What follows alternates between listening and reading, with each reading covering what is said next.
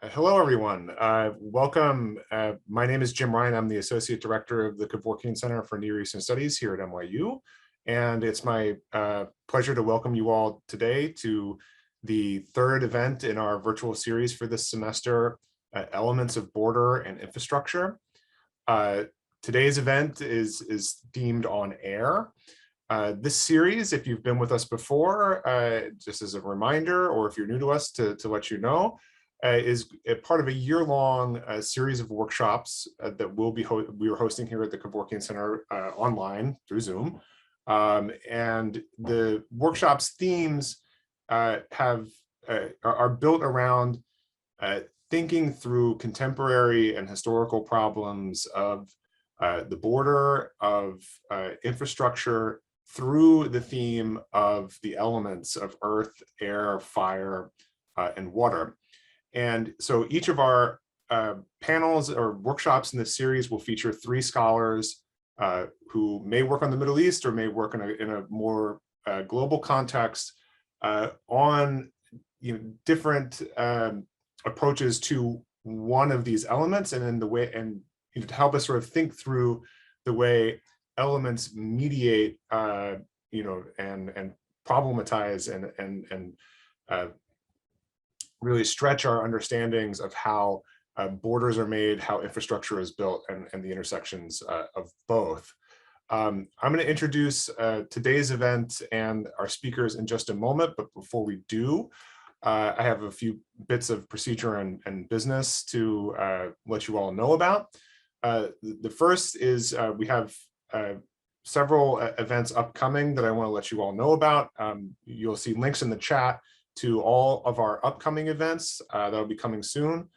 Tomorrow we have an event at the same time, 12:30 Eastern, in our Iranian Studies series on writing capitalism into the history of Iran. Next week we have an event in our Ottoman and Turkish Studies series on writing Central Asian history. And in 2 weeks we have the last event for this semester in this series on fire, which will feature On Barak, Joanne Rananuccio, and Eleni Mirivili. We're very excited to be closing out this series, and they've been fantastic conversations. We hope you can join us again in 2 weeks, and then next semester when we will revisit each of these topics from new perspectives in the spring. And lastly, we're going to have a link in the chat for our mailing list. I don't know, we're interested to know how you heard about this event. If you want to hear more about more events happening at the Kevorkian Center, please sign up for our mailing list. It's the best and easiest way to figure out what all we're doing here at the Kevorkian Center. So today's event is AIR, and when we thought about this event, we really we're thinking about the ways air kind of often sort of defies our concepts of infrastructure and of border. It is as much a container for us as it is, something that, we try to contain along with the other elements that we've been discussing so far in this series. So we sought out and very thankfully have brought in three really brilliant scholars, two geographers and one historian, to talk about exactly that problem. Like, how does air as its own unique kind of element, sort of both defy and constrict the ways that we think traditionally about borders and infrastructure. I'm going to introduce our panelists very briefly right now. In the order that they will speak, you'll see fuller bios at the moment that each of them speak. Each speaker is going to have about 15 minutes to present sort of an initial claim or initial stake based upon their most recent research. And following that, we will open things up to audience Q&A. We encourage you to pose questions to the panelists in the chat at any time. And then once we reach audience Q&A, we will allow folks to unmute themselves and ask their questions verbally. If you'd like to ask an anonymous question, feel free to send a direct message to myself or any one of the hosts, and we'll moderate that accordingly at the appropriate time.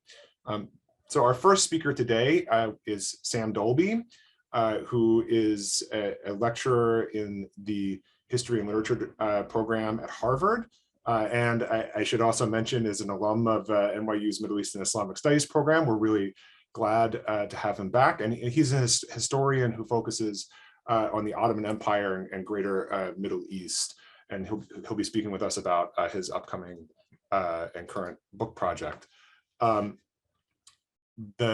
I'll let him tell you more about that when we get started. Our second speaker is going to be Asher Gertner, who is an interdisciplinary geographer at Rutgers University, who focuses on India and wider South Asia and problems of displacement, gentrification, and critically air and air infrastructure.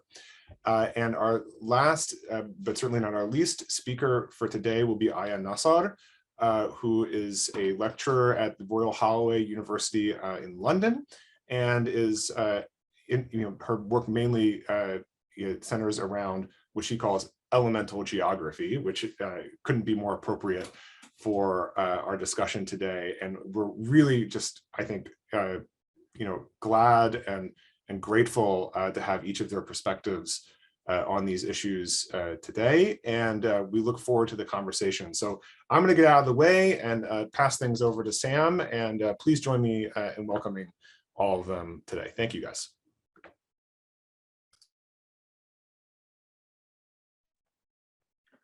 So first of all, I want to thank Jim and the folks at NYUKEVO for making this event possible. I also want to thank Aya and Asher for being here. It's been a pleasure reading their work, and I'm excited for this conversation.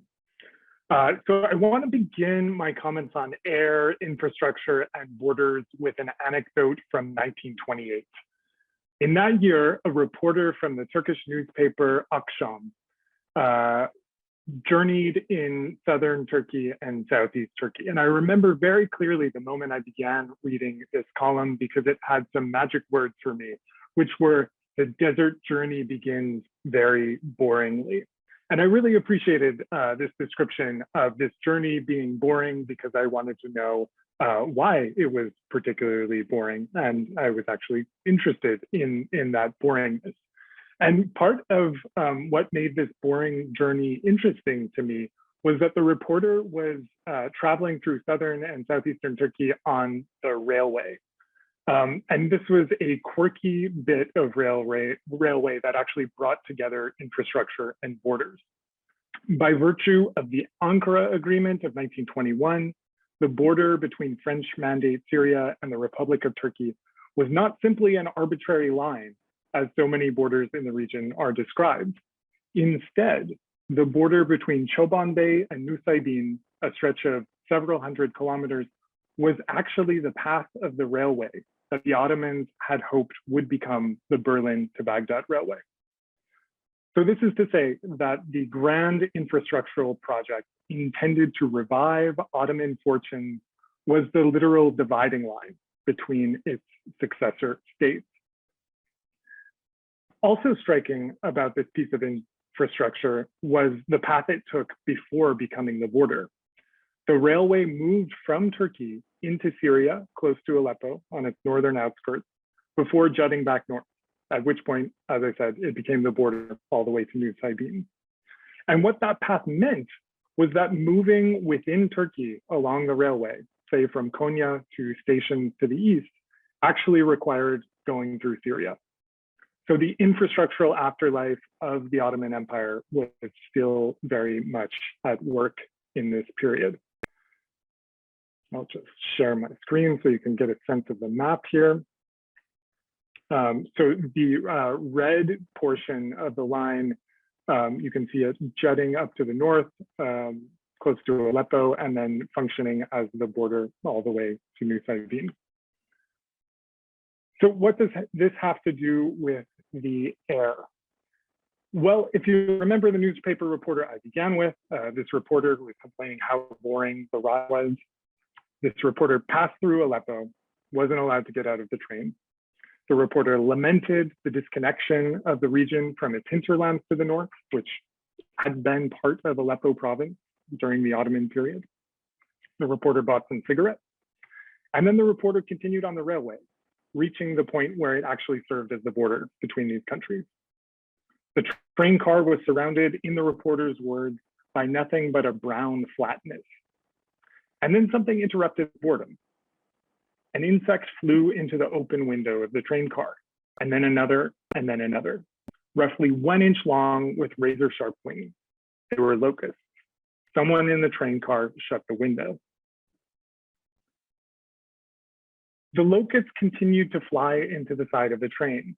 When they ran into the moving train, many fell from the air to the ground, lifeless, having had the bad fortune of running into the moving border wall that the train was for a fleeting moment.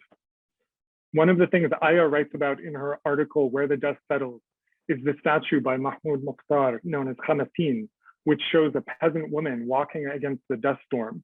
And the figure is transformed by being, as Aya writes, in the windy, dusty outside. It's not just the human form, it's also these elements that are surrounding this human form. And in a similar way, we might think of the borders between Turkey and Syria, not in the cleansed sense of maps, but rather in the windy, dusty outside that the maps purported to represent.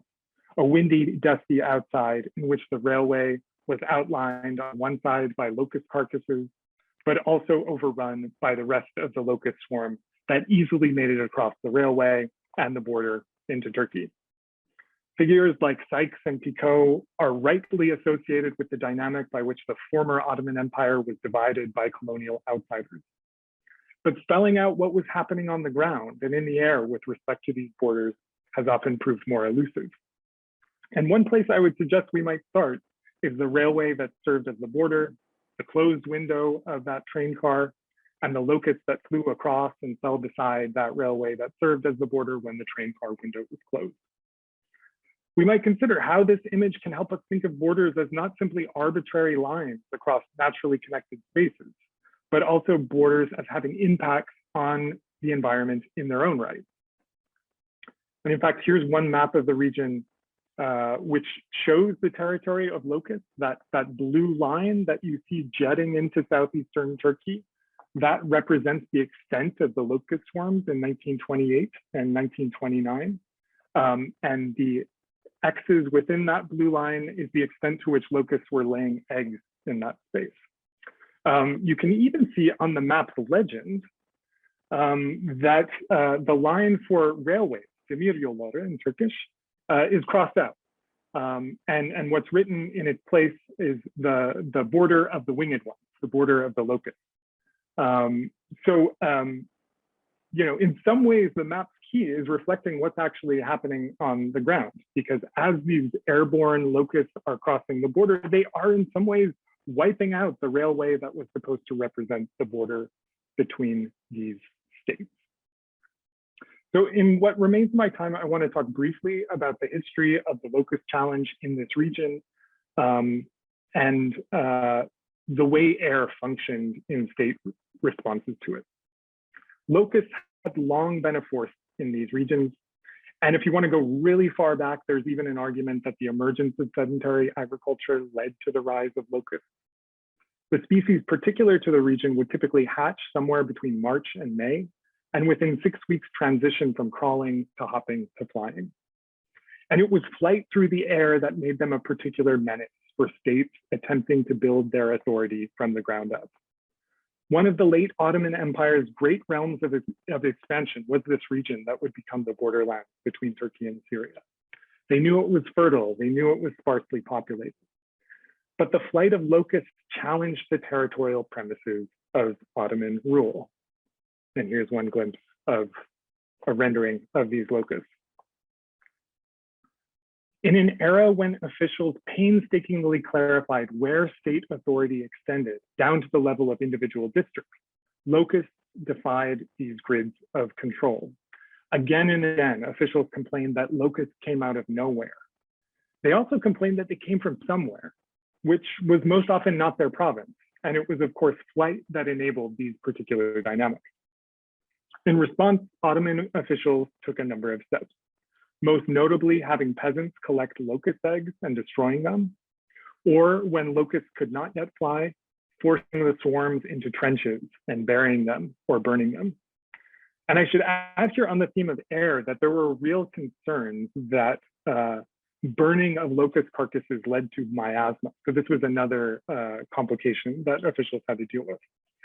Another method that officials used was mounting airborne attacks against their airborne foes. And in this realm, they relied on starlings. Here's a representation of the starling. And as you can sense from the carcass beneath the starling, starlings were famously insectivorous. And they were also believed to be summonable with the help of a Sufi-blessed holy water that people would hang up in prominent places in towns afflicted by locusts. And in 1860, the Tigris reportedly flowed with the carcasses of locusts thanks to the assaults of starlings, which people again believed had been attracted by the diligent Ottoman governor who had ordered his supply of Sufi-blessed holy water. And regarding these starlings, many observers noted that they were not simply interested in eating the locusts, but it seemed they were just simply happy to kill them. So there are reports of how the locusts would kill so many locusts that their beaks would become clogged with locust body parts, and the birds would have to fly to nearby water sources to wash out their beaks of all of the locust body parts, and then proceed on their rampages again. So by the time of the newspaper reporter's boring journey in 1928, few officials had patience for the starling or the Sufi-blessed holy water. These were, in their eyes, superstitions to be left behind, though, of course, they weren't left behind by everyone. By the late 1920s, state officials, whether in Turkey or Syria, were interested instead in a different kind of holy water, if you like, one that also manifested in the air.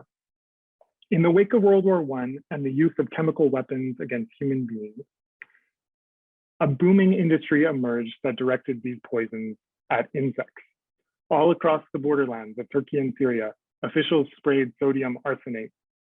The chemicals killed locusts, likely some starlings, and also many sheep held by people who lived in this area and practiced nomadic pastoralism. This is a key source of wealth in the region.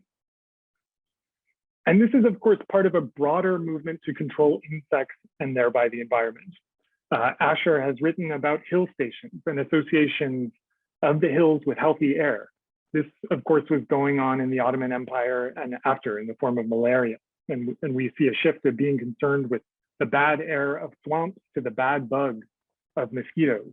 And you can see this kind of collapse of epidemiology and entomology in the form of comically large mosquitoes in public health ads at the time, some of which appeared in Caterina Scaramelli's presentation from the previous iteration of this series. So locust control, I suggest, is one part of this dynamic. And here you can get a glimpse. These are British vehicles in Iraq mounted for spraying the sodium arsenate all across this region. And so what I'll suggest in closing is that these airborne chemicals released on either side of the border offer us a different view of borders than we typically see discussed. One in which the key figures are not necessarily colonial officials or nationalist activists in capital cities, but rather locust swarms and insectivorous starlings and fogs of airborne pesticides. Control of the air through these means gave shape and structure to the borders and infrastructures of the region and the way people managed to live in them. Thanks. Thank you so much, Sam. We're going to turn to Asher now.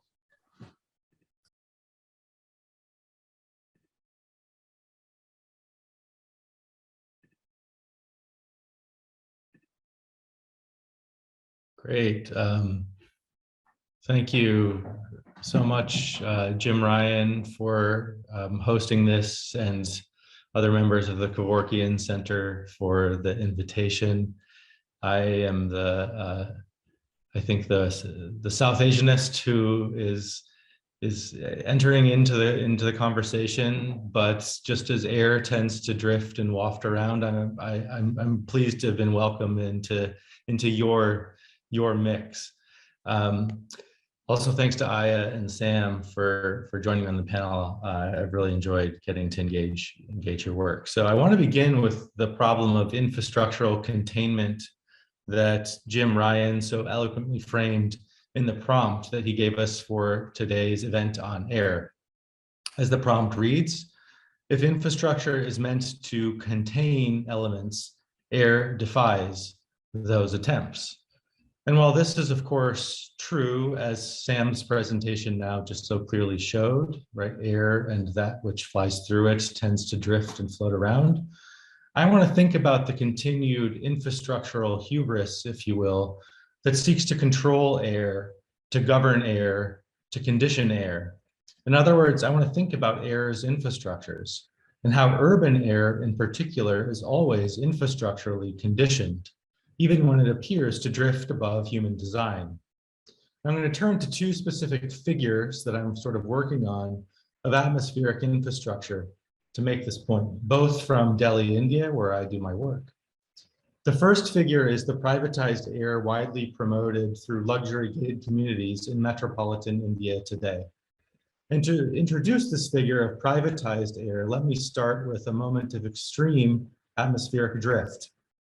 This is a NASA satellite image from the fall of 2019 showing aerosol particle density over the Indo-Gangetic plains in North India.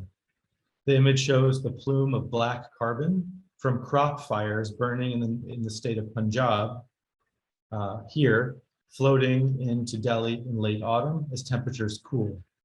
This is when Delhi air quality plummets each year, producing what some have called these apocalyptic events of extreme particulate levels. The state border in these moments becomes a meaningless geographical entity, at least from the perspective of this crisis, with the airshed, rather than the terrestrial region, asserting itself as the relevant scale in the city, a city that is literally aerosolized, governed by the toxic particles that float above. Many of Delhi's elite withdraw from these atmospheric conditions, branding themselves pollution refugees by fleeing the airshed altogether or by retreating into atmospheric bubbles. The most prominent examples being these luxury townships that are just outside of Delhi. These townships proudly boast of their pollution mitigating powers, describing their use of greenery to shield residents from roadways and noxious breezes. They boast of things like green screens and strategically placed gardens and pools to try to create improved microclimates. They seek to infrastructurally engineer different distributions of aerosol in the air.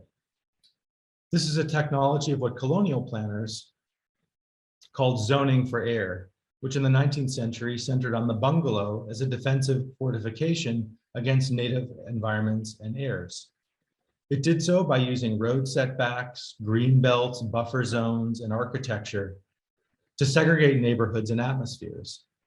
This rested on what I've elsewhere called a colonial climate of enclosure, or a disposition towards air that focused on enclaving valuable bodies away from public environments. It rested on an idea of different communities sharing their own air, or as the geographer in his book, The Geography of Disease in 1903, F.G. Clemow put it, different communities living in a set atmosphere. Today's townships, I want to speculatively suggest, simply rely on more advanced technological means to achieve these same ends, often with explicit evocation of a kind of lost imperial Eden, again based on segregationist principles. Consider the promotional video for the developer M3M, a development that's anchored by the Trump Tower in the Delhi region. The promotional video for its Polo Suites township offers buyers a chance to breathe the air of nobility and live your life king-sized, to walk like gods among men. The melding of concerns with atmospheric purity and colonial aesthetics is again evident in another M3M development called Polo Suites, whose brand line is where the gentry resides, and whose controlled atmosphere generates, as the developer puts it, an ambiance exuding the aura of an aristocratic game. These are secessionary atmospheres, imagined apart from the public city and equipped with technological prostheses aimed at minimizing mixing with the outside. One township, shown a rendering of which is shown here, called Nature Plus, is designed around an oxygen or an O2 island, a purified greenhouse and wellness space that's pumped daily with medical grade oxygen. The US Embassy School in Delhi is not too far behind, having invested over $1 million in air purifiers, prompted by an expat outcry over breathless living. The school is armed with over 200 real-time air monitors, leading the school director to claim that he could get air pollution levels down to those found in a hospital operating room, even while nearby government schools must remain closed due to the toxic air. Here is a photo from inside what's called the Gulf Estate Township. And what you see here is a photo from the ninth hole fairway that sits in the middle of the complex. Moving up, this is the third floor. And as one goes further, the scene changes in two crucial ways. First, you become acutely aware of the atmosphere. You are in it. Due to the optical qualities of smog, where more drawn out sight lines become occluded due to the diffraction of light on small particles, you also get the sense that your own immediate environs are somehow cleaner than the wider city. You can see that in the image where the township itself appears less hazy.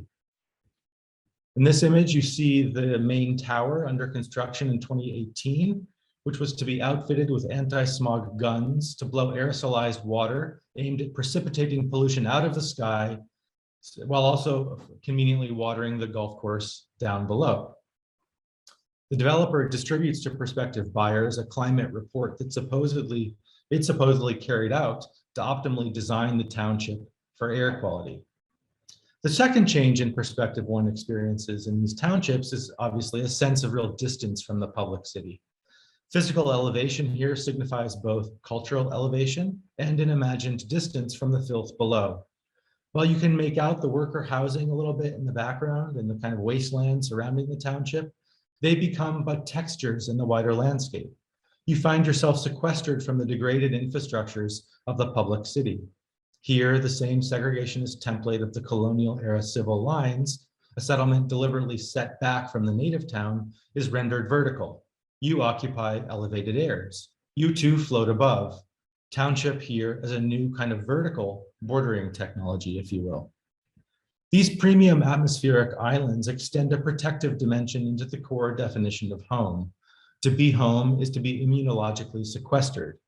But as importantly, this immunological model diminishes the habitability of the public city. This is because the increased emissions required to power these immunological home defense systems. Think of all the air conditioners, the purifiers, the filters, the fans, the smog guns, and of course the cars that shuttle bourgeois bodies from one air-conditioned space to the other. All of these collectively usurp or take over the respiratory freedom of those left out.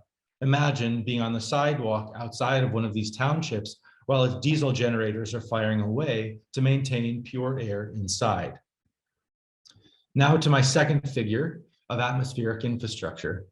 I introduced this figure, as I did the first, with a scene of atmospheric drift, this time not of air pollution moving across state borders, as I did in the first with the privatized air, but of this, in this case, the aerosolized death plumes of mass funeral pyres that burned during India's second wave of COVID earlier this year. This is a video from Lucknow, shot on April 15th earlier this year. It was one of the first images that emerged from a journalist in India that captured the mass funeral pyres that aerosolized the COVID dead. The pyres here sent the spirits of the dead into the heavens and their ashes across the city into others' lungs. This is the city's collective breath. For me, this was an image that was hard to unsee. It's hard to unthink the ways that breath, and the lung even, was rendered geographical in this moment, crossing bodily and even neighborhood thresholds. I've been thinking recently about different ways that the lung is rescaled, how the pulmonary apparatus is more than singular, how it becomes collective, or how it is sized up in different ways. Our collective breath, yes, but also our collective lung. The oxygen shortage in Indian hospitals last spring made this all too evident. Patients, one example shown here, were asked to procure their own oxygen tanks before they were offered a hospital bed in these overburdened COVID wards. The chief minister in the state of Maharashtra, where Mumbai is located, requested assistance from the Air Force to fly in oxygen, and the railways were mobilized to ferry oxygen tanks from steel plants in the east of India to the west, where it was more critically needed. Collective breath became a trans-regional military operation. Breath was borrowed between regions. Air Force jets and military infrastructures were literally airlifting air. This sharing of air took a more explicit spatial form in Delhi's Gurudwaras, Sikh temples that are shaped by histories of religious tolerance, not military logistics, as was the case with the Air Force operations. A core practice of Sikhism, evident in the daily rhythms of Gurudwaras, is what's called langar. Adopted following Guru Nanak in the 15th century, langar is a free kitchen. Basically, it's when collective meals are prepared and served to anyone, regardless of religion or background. In Delhi's second COVID wave, these Gurudwaras innovated a new form of langar, the oxygen langar. They gathered oxygen tanks for anyone who needed to catch a breath. Families unable to find hospital beds, and there were many, traveled from all around Delhi to keep their saturated blood oxygen levels up, to keep lungs pumping. Tanks were then swapped out when oxygen levels came up just high enough that people could breathe without requiring additional assistance. Oxygen langars, plumes of collective COVID smoke, a scattering of lungs and their atmospheric support systems across time and space. These examples point to what the anthropologist Kaushik Sundararajan has been calling pulmonography. I'm not usually one for neologisms, but I find this one aimed at kind of giving an account of the geography of the pulmonary system quite generative. A pulmonary geography, a pulmonography. As far as I can tell, it was a 1979 Russian medical paper that first used the term pulmonography. I found it on PubMed, so it's probably a mistranslation. Maybe perhaps referring to pulmonary angiography, which is the process of mapping using X-rays the flow of blood through a lung. That 1979 paper focused on tuberculosis, that quintessentially colonial disease. And here's a map of tuberculosis incidence more recently, which maintains very much that colonial and now post-colonial geography. Pulmonography, we might say, was the premier science of tuberculosis in the late 19th century, a synthesis specifically of medical geography and lung science or pulmonary medicine. Its main exercise was to try to map zones of tropical excess and risk, to differentiate what were called morbid zones from healthy zones, to try to determine how the lung responded in different conditions of moral and biological degradation. Its underlying logic, as the historian Harish Narayan Das has argued, was to produce what he calls a moral meteorology, tracking where air and climate are bad and good, to try to locate where lungs were worthy of saving and where others were to be abandoned. A similar kind of moral meteorology became evident at the COVID pyres that I started this scene with. What we saw here were reports that emerged of upper caste Hindu families that were protesting the cremation of their loved ones alongside other non-caste Hindu dead. They were specifically objecting both to the ritual practice that involved intercaste ritual, but also the fact that they were having the aerosolized Hindu bodies of their families were being mixed with non-Hindu ones. So to bring these two sketches of kind of figures together, we come back, I think, to the infrastructural conditioning of air. We come back to the mapping and making of urban air as a particular kind of moral meteorology, a charting out of the worthy and the unworthy. The German philosopher Peter Sloterdijk offers a helpful play on the phrase air conditioning, defining it as the specific infrastructural work that goes into the act of disconnecting, this is his language, disconnecting a defined volume of space from the surrounding air.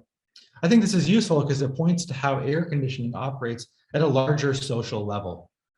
Sloterdijk also reminds us that moments when air becomes explicit, when the background atmosphere in which we move becomes an explicit object of attention, is when it also congeals as a kind of political matter. His example was of chemical warfare, when we suddenly become aware of our surroundings. But I think we can read this into a range of other contemporary moments, which many people working on air have also been doing.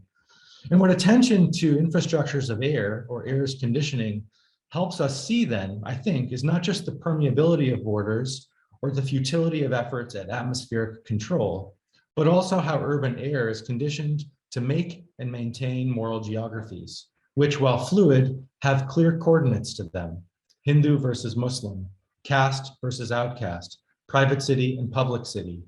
Urban air, then, to conclude, I think, has harder boundaries than we might imagine. Thanks. Thank you so much, Asher. And we're going to turn now to Aya.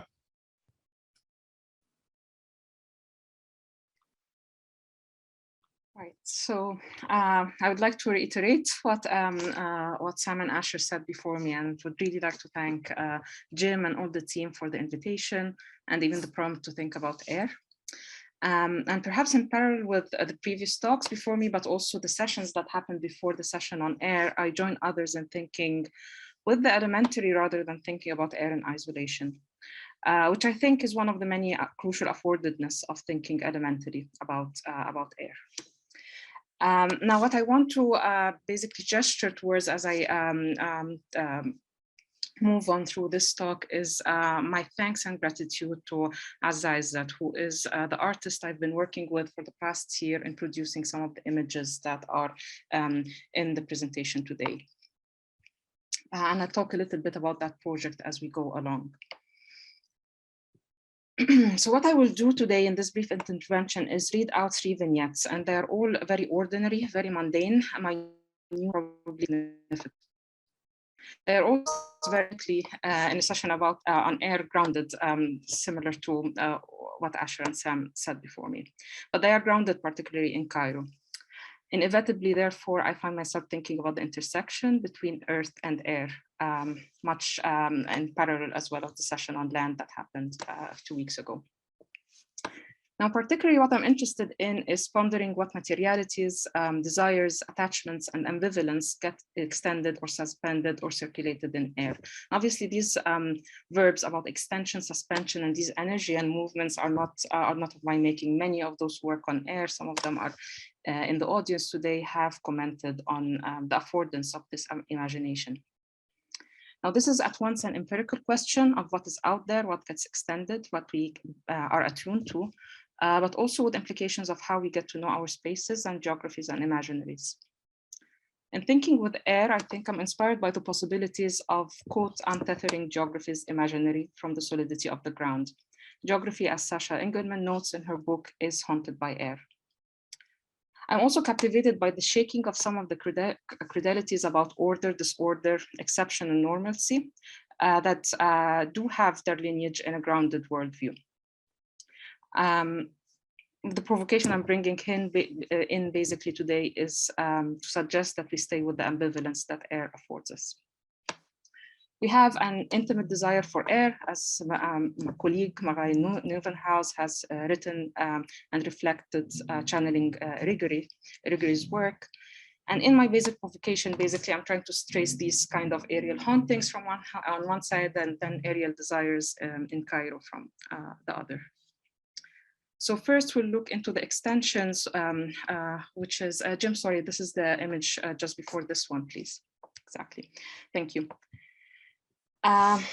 So with this, I would just go to the spring of 2020, similar to Asher's presentation, something very rooted into the height of the COVID-19 pandemic in Cairo.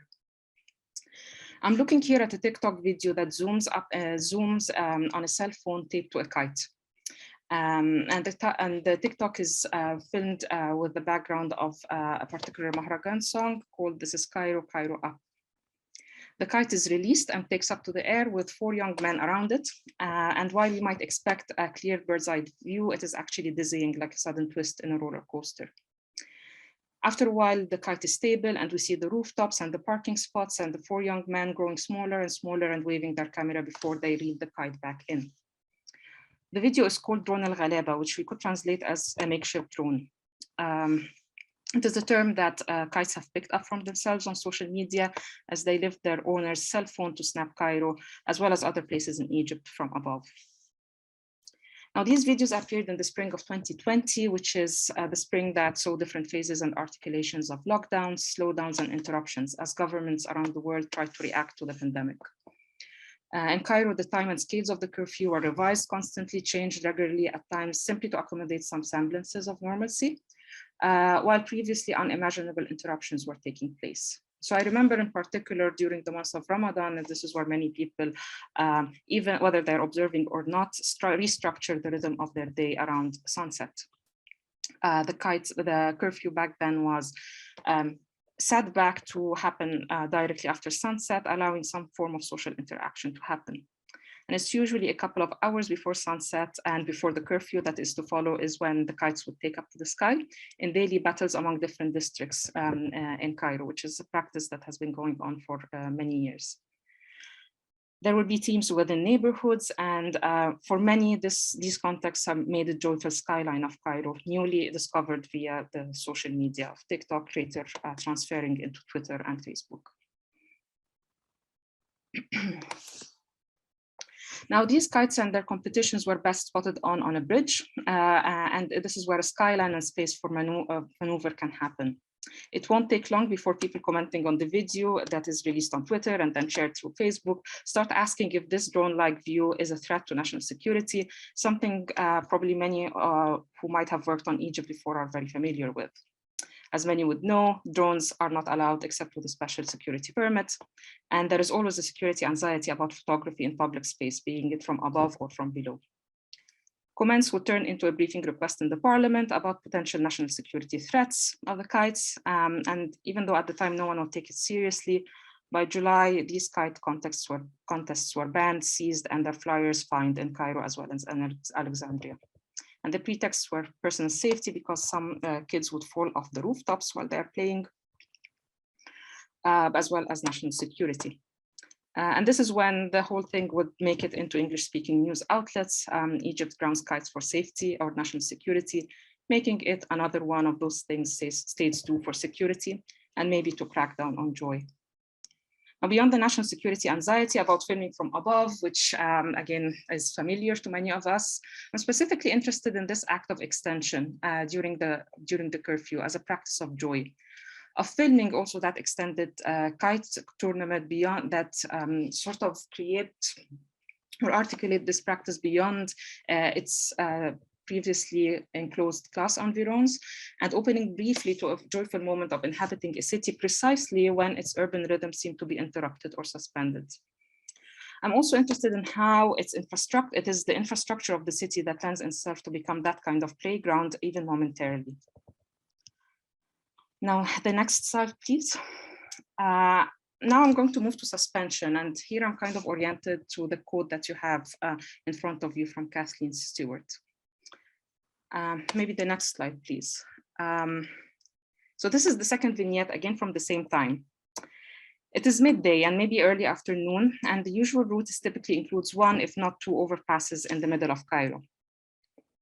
The traffic is flowing, and that is itself an unusual occurrence. But the skyline is clearly uncanny because the billboards are empty. They have mushroomed in the past few years to occupy all sidewalks. White shiny plastic frames flow past the cars as it speeds forward. The bigger overpowering ones appear as a vertical metal grid, and the building behind them appear in perspective behind these ghostly skeletons. A cell phone snaps the picture, uploads it on a social media platform, comments and retweets trickle. This looks weird just before the start of Ramadan, a quote. It must be preparations for all the new campaigns. Ramadan, again, is a billboard high season, and when the competition among advertisement companies the importance of regional tournaments. Another tweet comes through, the economy may be collapsing, it is the end of the world. Another one comes through saying that, oh, it looks like a perforated skyline, which looks quite cool, actually like an art project in the sky. Could anyone have been prepared to navigate a bridge without billboards in Cairo? During Ramadan, it might be a speculative realist novel. Now, this emptiness, an empty billboard was a one-off occurrence that could have been caught in the middle of billboard changes, market shifts, or an updated marketing campaigns, but their orchestrated emptiness actually tugged at the attention of Cairenes at the time. The void appeared in the sky, and the city skyline slipped again through these empty framings, as Azza is that captures in her image in front of you. These present for her and for me some aerial hauntings during the curfew that I described.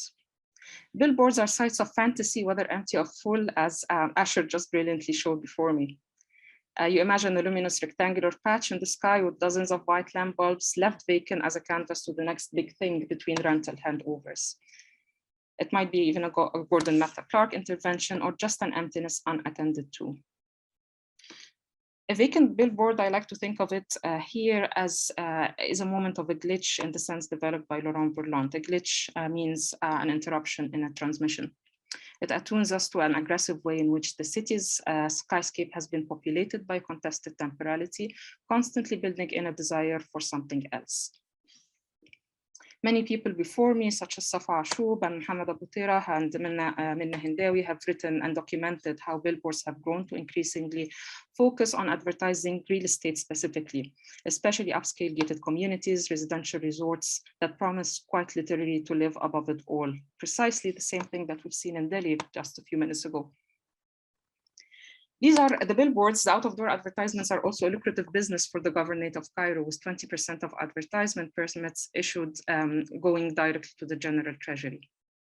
It layers the city's main road with a hierarchy of value that shifts with the space of advertisement, its types, with high seasons, urban development, and traffic congestion. The more congested, the higher the price of the billboard.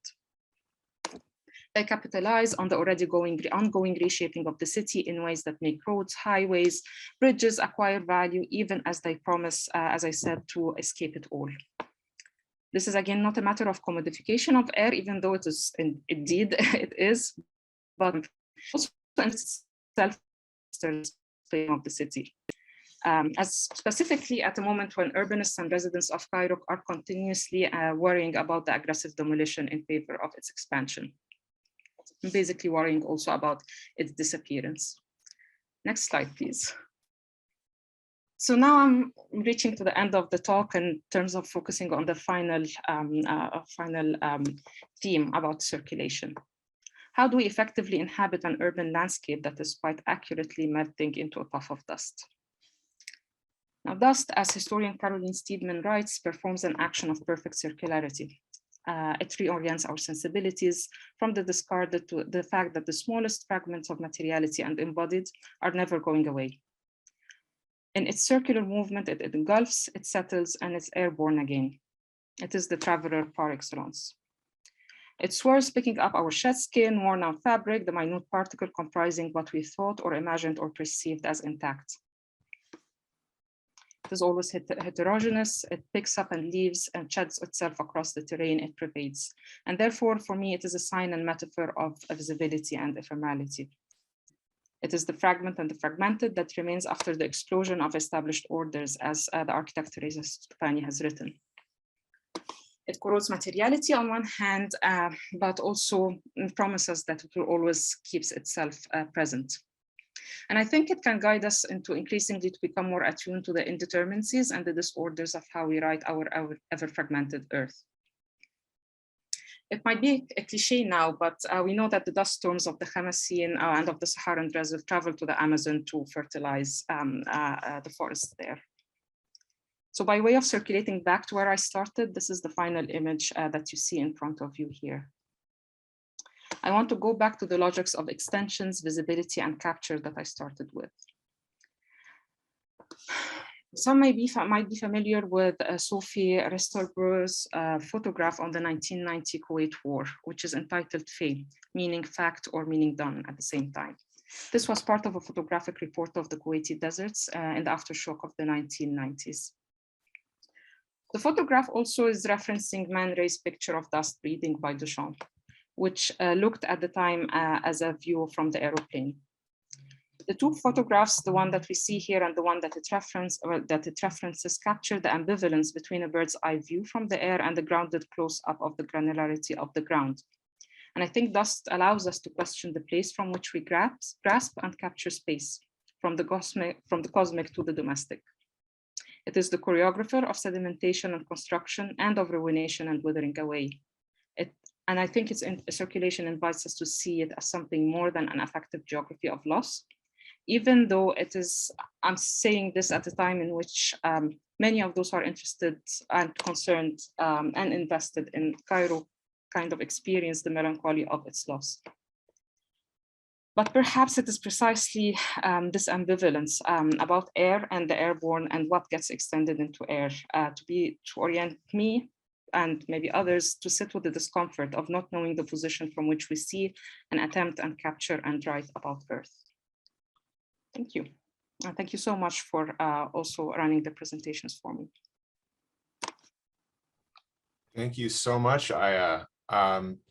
All right, so we are going to move now to sort of our discussion period, and I have a question that I'm going to put back to the panelists to kind of get the ball rolling here. But I want to encourage folks in our audience to submit questions by the chat or press the raise hand button, and we'll be able to unmute you when the time is appropriate. I mean, thank you all for these presentations. They were really, I think, generative, interesting, and put a lot on the table. The kind of, and maybe it's the obvious thing that certainly threads through Sam and Asher's presentations was, to me, the sort of persistence of post-imperial, or the persistence of imperial logics, literal infrastructures, in the context of now nations, and being used to sort of take up the same kind of problems that their imperial forebears or colonial forebears were taking up in the 19th century or in earlier periods. And that sort of has me thinking, actually, in the context of Aya's presentation, if we can clearly establish the interaction of the state with air as part of this sort of imperial tradition, how do we think about resistance to that in that context? Do we take up either, Lauren Berlant's concept of the glitch, or, as Asher brought up, the Sloterdijk of thinking about air as a sort of spatial, element? What are different ways we can sort of look for and identify, resistance in the same context of, thinking about infrastructural, control, however hubristic it is. I mean, and also sort of follow on that, how hubristic it is to think about the, infrastructural containing of air, and perhaps maybe that's that hubris that fuels the persistence of these efforts in that way. So I'll put that back to the panelists, and please, submit some questions by the chat or raise your hand. And feel free to take this up, any one of you. We don't have to necessarily go in a particular order, whoever's ready to jump in.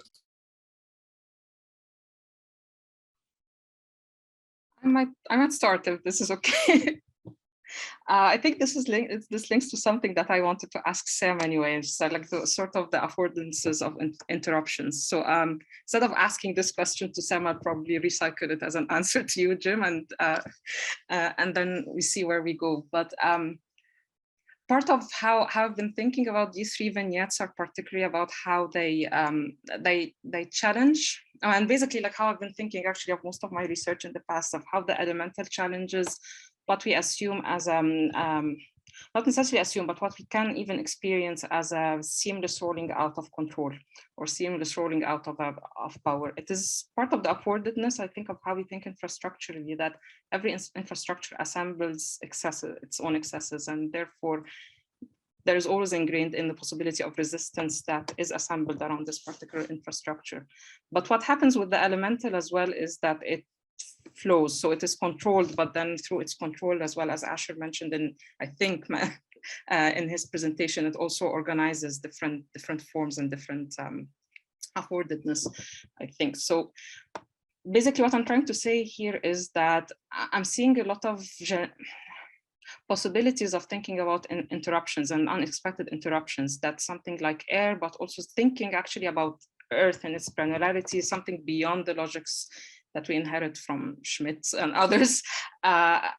Sort of trouble like these certainties of what is ordered and what is disordered. And it's like that particular epistemological power is also what enables certain imaginaries and possibilities of resistance.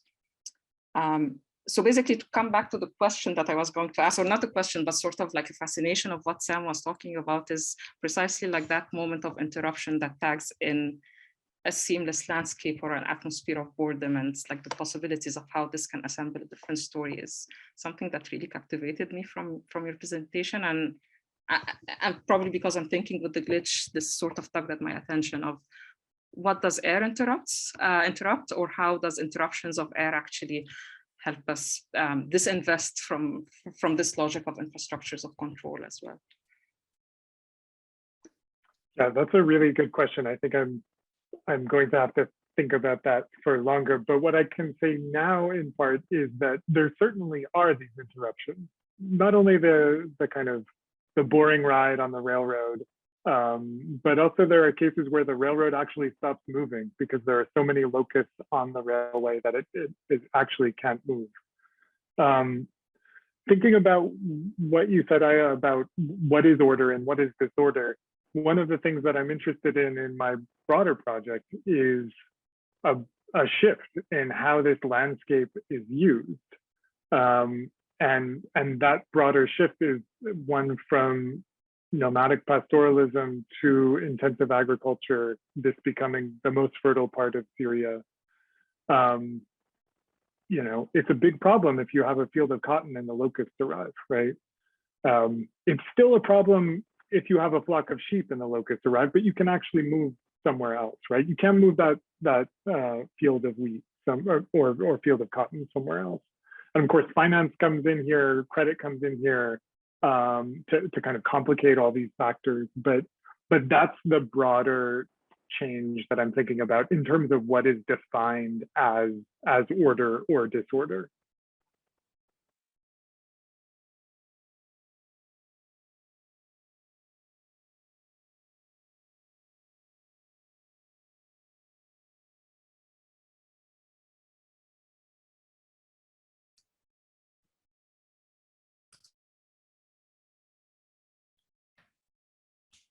I could jump in with not a specific response to that thread, but thinking just back to Jim's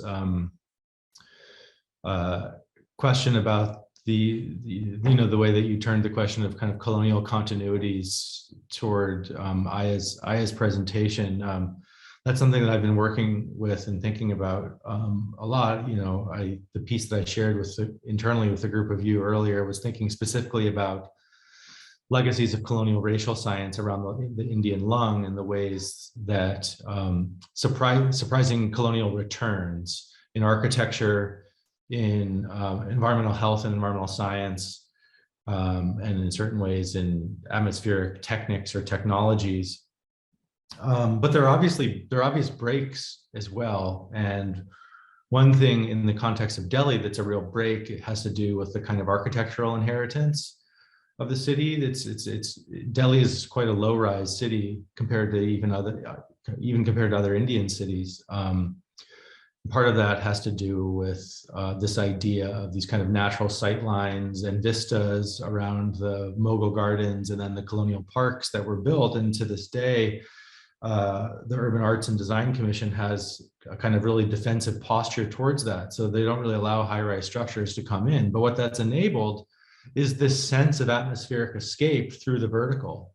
The emergence of the satellite exterior parts of the city where land is cheap, where there's a range of mechanisms to displace agrarian castes or to leverage their capital into building these high-rise townships, creates this sense of atmospheric sequestration or distancing that really wouldn't have been possible had the city been more kind of built up in the first place.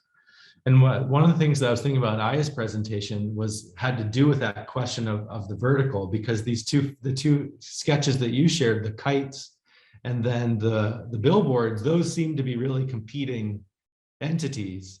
And so coming back to Jim's question about modalities of resistance, if you will, then I'm wondering the extent to which the kite becomes a critique of the aerial, the skyline, or if there might be, this is sort of speculative, but if there might be ways that, for example, like a critique of the wind, like it's a bad wind year, we can't fly kites, is actually saying a lot more about obstructions around annoying high-rise buildings.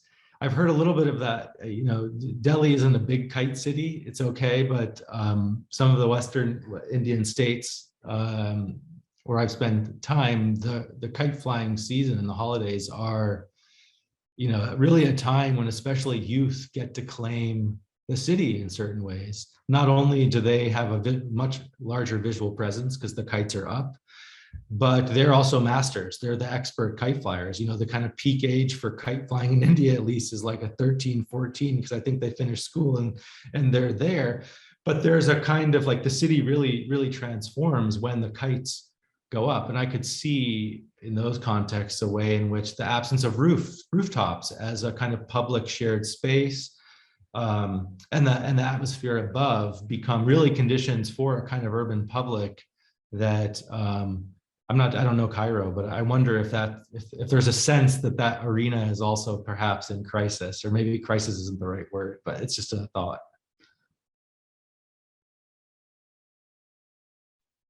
I probably have to think about this more, but what I love about, I mean, the sketches are the productions of Azza Izzat, and what I love about Izzat's work is the way that she combines many elements in terms of her renditions of urban space in general, whether be it a skyline or not. So when I first approached her and had this conversation about the kites, what I was seeing basically is like this joyful skyline of kites flying and the image that you get from the drone from above. And through our discussions, she was more interested in the many kites that got entangled with the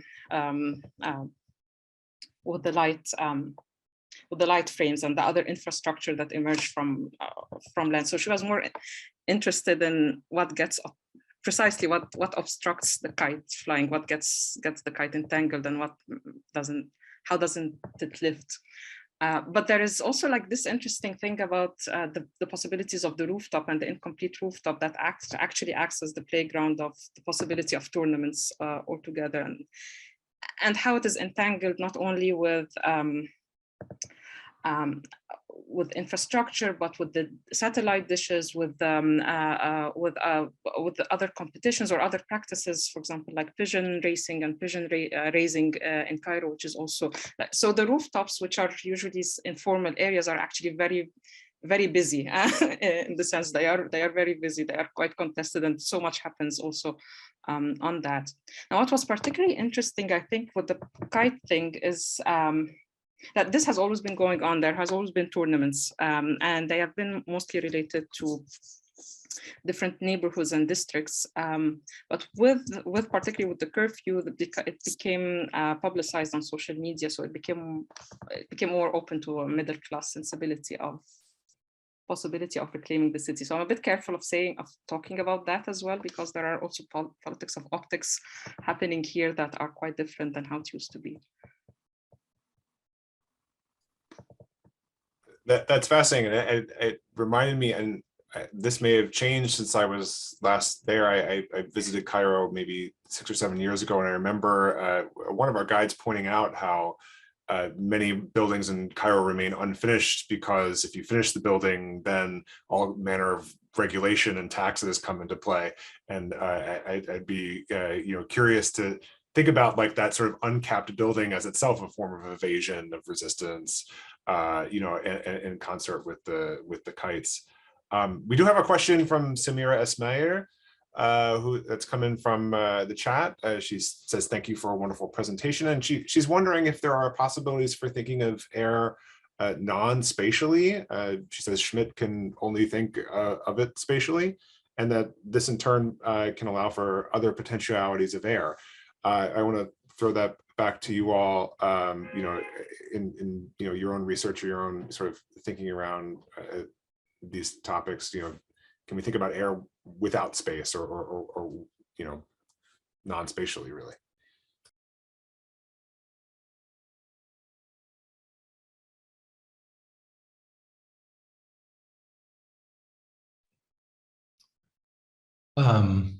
I can offer a quick guess. I think probably as a geographer, I'm inclined to always include the spatial, and it's hard to think of air other than as a volume.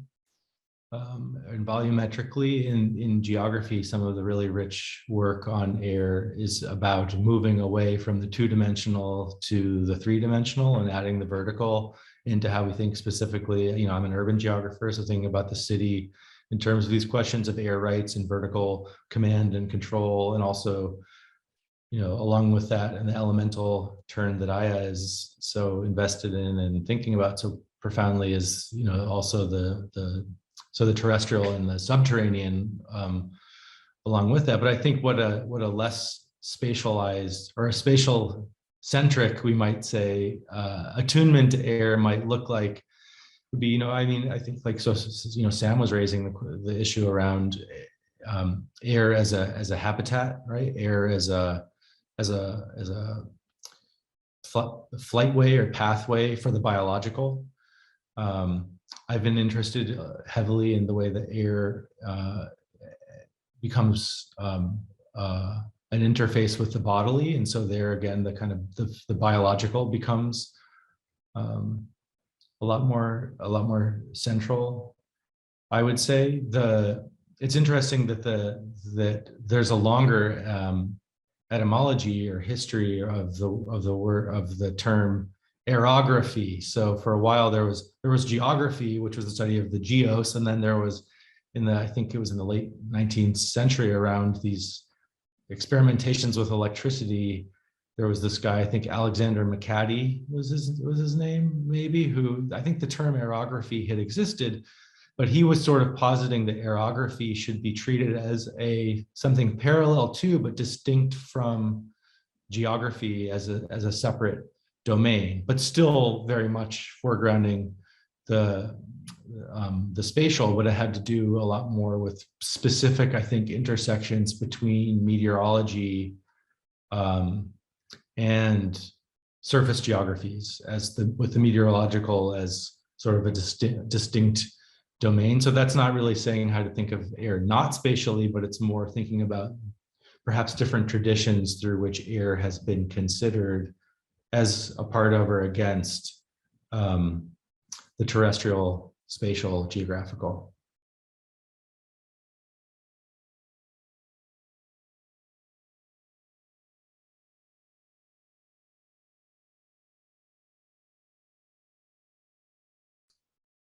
Samira has responded. In case there's more thoughts there from Sam or Aya, she's posing this question because air was governed in part by spatializing it, and that might be another way of thinking. I'd be curious, Sam, from your work, if you see that process happening sort of across this like late imperial, early national or colonial divide, and how maybe the Ottoman state and then the Syrian or French mandate states or Turkey adapts one way or another to or comes up with a more and more fine-grained articulation of air as a space in that period.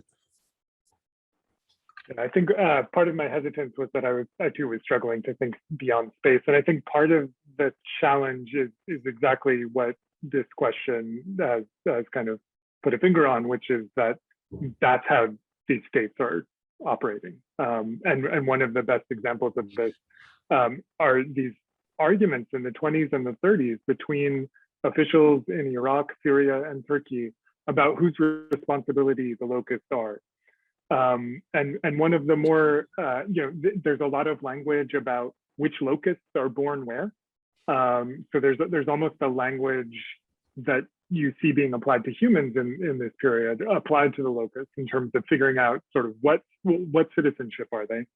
And the furthest that this is taken is by British officials in Iraq, who argue that their locusts are particular, and they decide that they should be called the Iraq locust, and they only have a range of 20 kilometers, and that means that they can't possibly be held responsible for whatever damage the locusts are doing in Turkey or Syria.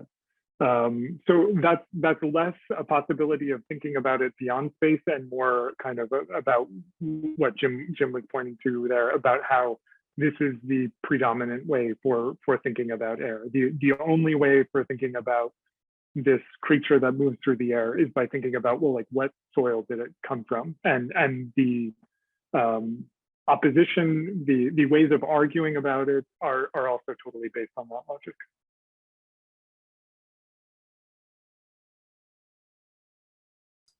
Yeah, it is interesting to me how, in order to think about air non-spatially, we almost have to just decenter the human completely, right? and think about how the locust itself, it doesn't think about space. I might also put out there, and feel free again to pick up Samira's point again, but Liang Dong has a question. She's asking, how does elemental geography inform us of transnational and diasporic identities and modes of resistance from displaced and radicalized bodies? I think I might put this to Aya first, but as the one with the strongest claim to elemental geography, but please feel free to take this up, anyone. Not particularly strongest claim, but I'm kind of, I think I'm captivated by the idea that we can think about movement and affective attachments to particular movements differently. And I think that is probably the value or the promise, maybe.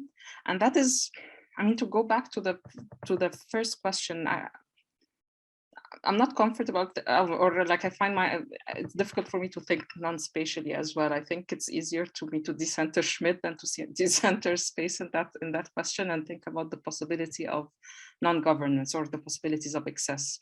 And I think that is probably what, for me, like what centers the two, or like what links the two questions together. It's the possibility of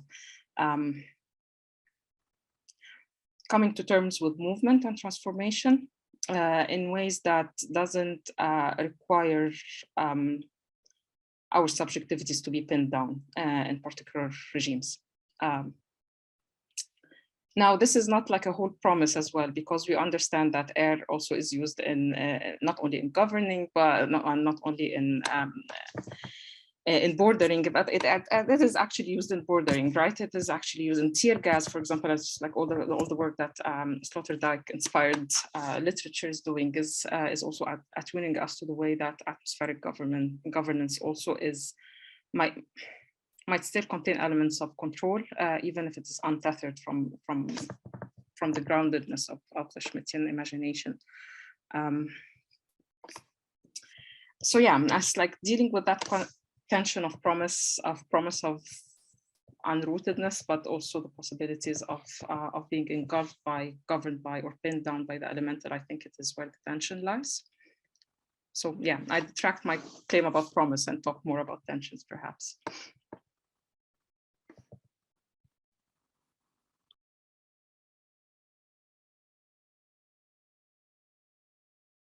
Yeah, I just saw the follow-up. You mean racialized bodies? I think the Sasha Engelman actually has written most recently about elemental geographies, and in her paper she refers to Christina Sharp, and in that element she talks about like how weathering actually creates like what is possibility for a Black Lives Matters movement, or how it creates possibilities of that enables Black death as well. So again, I don't want to capitalize on work that is being done by other people, but people like Sasha, like Christina Sharp, Marianne Mugenhaus, have all written about the control over breath and the right of breath, as well as a central fight we've had for the past decade, maybe.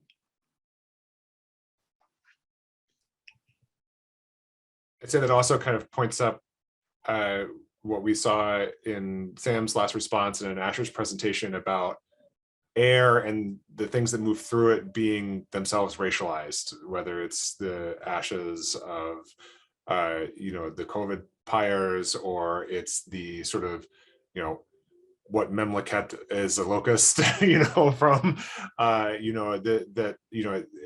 it seemingly, even at the particulate level, what's sort of suspended in air can't escape that kind of racializing logic in some way.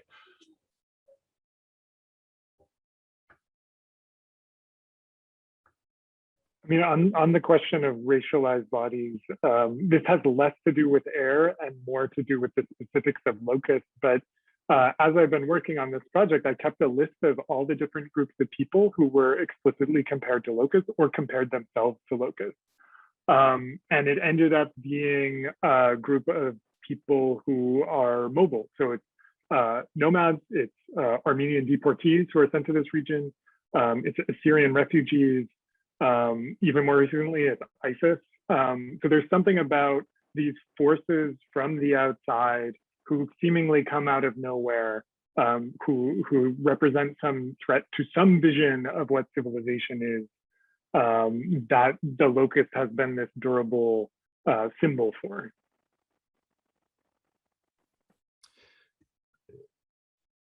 Yeah, both those responses are really helpful and allows me to think maybe pivoting from the great scholarship that I mentioned that's coming out of Black studies and Black geographies on the co-constitution of the very framing of environmental purity and pollution with the constitution of Blackness and racialized dehuman and rehumanization, is to think a little bit about the figure of the Dalit or the untouchable in the Indian setting, where a lot of the specific kind of social regulations around proxemics and proximity that were framed around the question of untouchability were framed elementally. So in the in Hindu code, they're called the Pancha Mahabhute, the 5 great elements, which are, there's 5. So we have 4 in the Kevorkian Center panels: earth,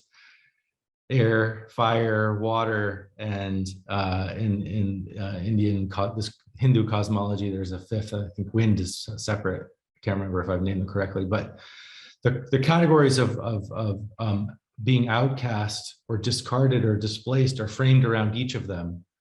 So untouchability is the most common one, which has to do with touch, touch has to do with earth. So, former untouchables weren't supposed to walk in the same area. Touching water was a source of pollution transmission, but there were also, so there wasn't just untouchability, there was unhearability, unsmellability, and that had to do with the specific understood physical vectors through which pollution was transmitted. And so the very idea of elemental purity and pollution was figured around the figure of the untouchable. And I think the ways, like in the context of contemporary India, around pollution abatement and rising anxieties around, even COVID, there's ways that some of these legacies of segregation and differentiation remain present, even if they're unstated, and how these logics, like around a funeral pyre, where the goal is you have a rotting carcass in April in Delhi when it's really hot and it needs to go, or else other elements will take it over. And yet this issue of mixing, this issue of what happens when we return to the elemental, comes back in ways that maybe some would have predicted, but I think reinforces the sort of fundamental way in which these categories of the earthly and the atmospheric are rooted in long legacies of bodily differentiation and racial and caste and ethnic demarcation.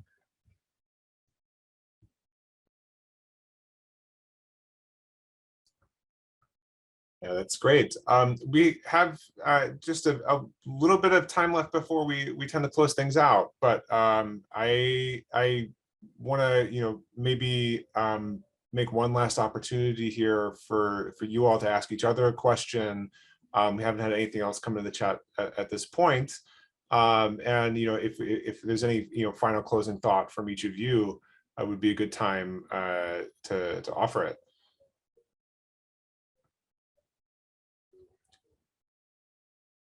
Or I did get one question just into the chat now. It's from Nazia Shahid. In Delhi's experience of COVID, has control of the air via exclusions of undesirable communities led to any grassroots mobilization? And that's for you, Asher, I would assume.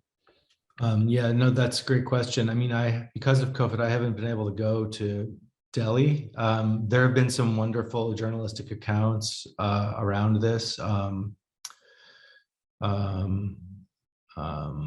Aman Sethi published, he was the editor for HuffPost India for a while, and a journalist, a number of sort of outlets before that, did a great long form story that was based on visitation to one of the cremation grounds and spoke to some of this. And I was highlighting the reassertion of caste divisions and religious divisions through the air, but the reality was also that some of these divisions, when you're burning, those divisions do meld, and there is a kind of mixing. And in the rush to get final rights carried out, there would be requests from families quite frequently to cremation workers who are mostly Dalit, non-caste Hindus, to read the necessary shlokas in Sanskrit. So first, having Dalits read Sanskrit, a language that they've historically been denied, to do final rites for caste Hindus was, at least a momentary subversion of these caste hierarchies and paradigms. Of course, they wouldn't have invited these same cremation ground workers into their homes,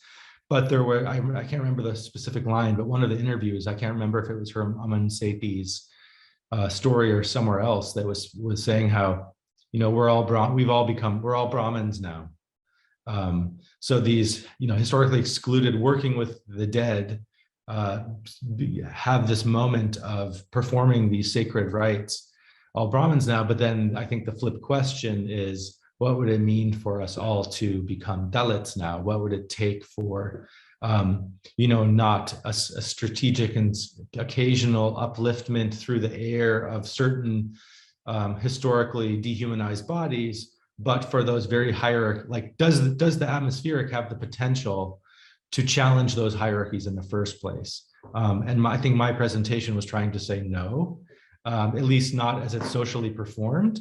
But I think that kind of radical openness to drift, to social leakage, always is there. And that's the kind of, perhaps the potential for what a kind of grassroots mobilization would look like for atmospheric rights, for a right to public green spaces, for public schools to remain open. Like the default response in Delhi to high pollution air days is the government shuts down public schools under the presumption that when kids stay home, the air is somehow better. That like all families have this ability to immunologically sequester themselves, when in fact what we know is that half of the city lives essentially in open air. So what would it mean to have the public environment in which all children were afforded these possibilities of kind of protection? Unfortunately, most of the grassroots protests around air have been by bourgeois and middle class claims for their own defense. But I think other possibilities exist, yet to be realized, perhaps. Thank you for that. And Sam or Aya, I don't know if you might have like a final closing thought on the discussion, but we are coming up to 2 o'clock, so I want to give you guys an opportunity to either reflect on the bit about grassroots resistance or something else that's come up in the discussion. I'll turn it over to you.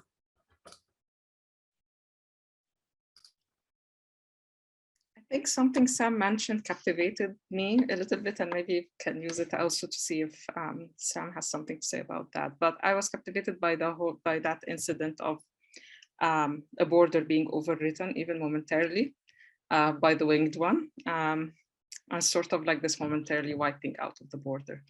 And I was just curious if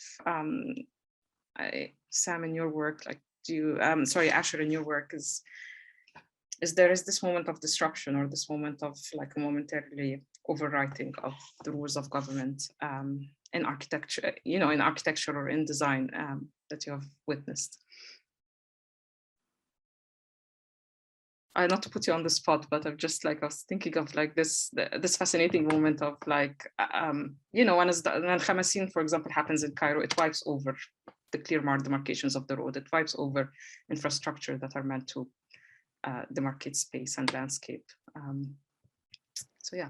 I think what I would say really briefly is that part of what I'm interested in is how these chemical solutions that are used against locusts are all used separately on separate sides of the border. So there is this overlapping space, and there's the way that the technology of pesticides, the very same formulas of pesticides, but not used in coordination with one another, are used to reinforce those separations. So there's this kind of divided integration that I'm interested in. But I'm also just still struggling to think of air outside of space. Excellent. So I think we're just about out of time. So I want to thank Aya and Sam and Asher for a really fantastic conversation, for their scholarship, which is brilliant, and I commend everyone to it. And I really want to invite you all, along with our audience members, to come back to this series, both in 2 weeks when we need to talk about fire, but also as we revisit earth, air, fire, and water, starting in February, and we'll have more about that hopefully over the airwaves, such as they are, in the next couple of months. So thank you very much, and we're going to turn off the recording now.